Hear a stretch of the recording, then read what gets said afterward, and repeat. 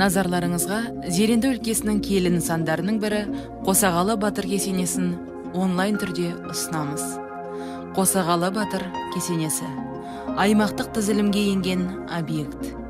Кесене Зеренді ауданы Азат тауында орналасқан.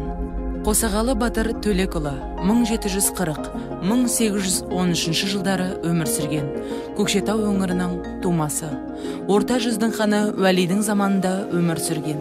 Қазақтың белгілі күйшісі Дәулеткерей өзінің Қосағалы атты күйін арнаса, Ақмола Көкше аймағында оның атымен аталатын жер су аттары кездеседі. Қосағалы Батыр өзінің ата-бабалары сияқты алып денелі батыр болған.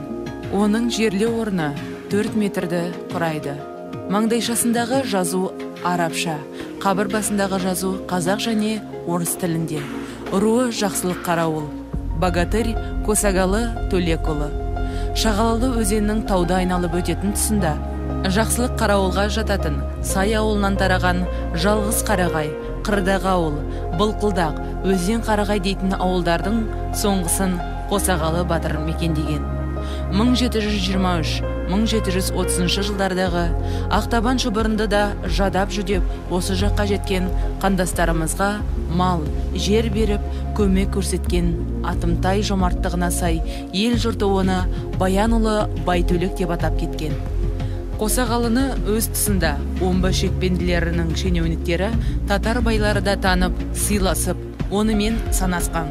Оған омбы губернаторы тарапынан алтын тон аталатын оқалы шапанның тарту етіп, бұл жәдігер жұрнағының күні кеше дейін батырдың ұрпағы Дәкен Боқанов ақсақалдың үйінде сақталып келгендігі дәлел.